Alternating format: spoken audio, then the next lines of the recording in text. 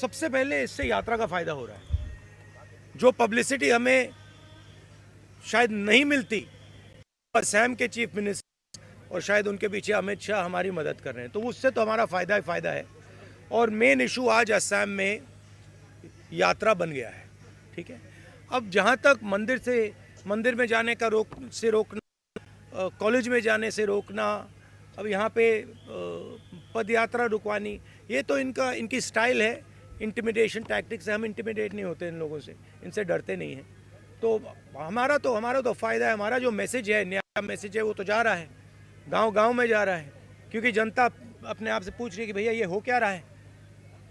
राहुल जी मंदिर जाना चाहते हैं, उनको क्यों रोक रहे हैं। राहुल जी स्टूडेंट से बात करना चाहते हैं, उनको क्यों रोक रहे हैं। पद यात्रा नड्डा जी की चली जाती है, बजरंग दल की चली जाती है, मगर कांग्रेस पार्टी की नहीं जा सकती। वो ट्रैफिक नहीं रोकते हैं, उनकी पदयात्रा ट्रैफिक नहीं रोकती है, हमारी पदयात्रा ट्रैफिक रोकती है। तो क्लियर है विपक्ष की लड़ाई कौन लड़ रहा है। कांग्रेस लड़ रही है, हमारी जो पार्टनर पार्टीज हैं वो लड़ रहे हैं। तो वो क्लैरिटी तो बहुत मतलब सब लोगों के सामने आ रही है।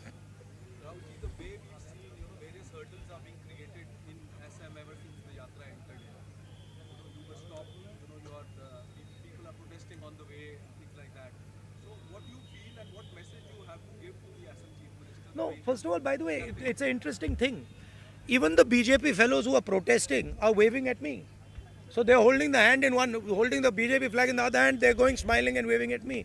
So I don't know what type of protest it is.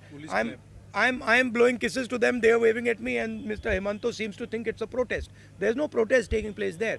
They're lining up their BJP workers to shout naras. We are perfectly happy for them to line up there. They can line up there, right? Ajit. One second. Jairam, sit down. Right? So the point is this, that there is a clear problem in this state, right? Number one, as I've said again and again and again, the chief minister of this state is one of the most corrupt chief ministers in the country. Second, whenever I'm moving around this state, pretty much everybody is saying to me, massive unemployment, massive corruption, massive price rise, farmers are struggling, no youngster can get a job in this state. So that is the situation, and that's what we are raising. And we are being very successful at it. In fact, he's helping us, and I'm very glad he's doing it, and he should do more. The more he does, the better it is for us. थोड़ा जोर से बोलिए।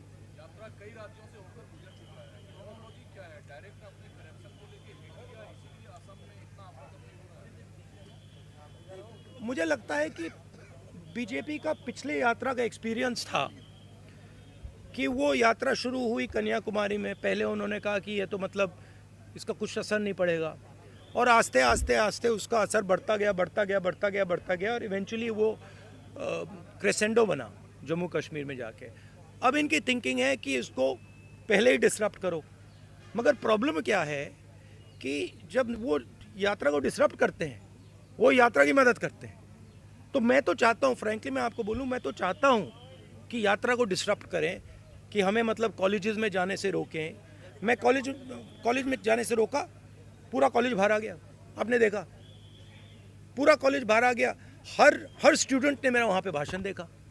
तो अगर हम college में करते, वो कॉलेज के अंदर होता। इन्होंने डिसरप्ट किया, हमने बाहर किया, वो पूरे मतलब देश में चला गया। तो मैं तो बहुत खुश हूँ, जितना करना है करिए, मज़ा आ रहा है, हमारा ही फायदा है। हरित